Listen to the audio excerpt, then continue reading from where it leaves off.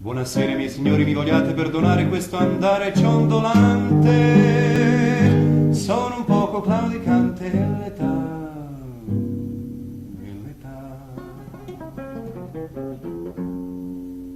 Il vecchio,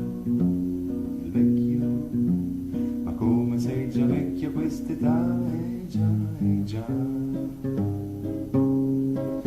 Come faccio a spiegare a tanta gente che mentre mezzo mondo si diverte col sole giapponese non mi va di far niente? Il vecchio,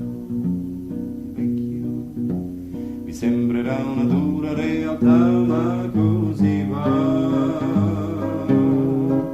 Questa mia vita corre a precipizio e di certe cose non ho più lo sfizio, ma io non me la prendo, mi guardo nello specchio, da fuori sembro giovane ma dentro sono vecchio.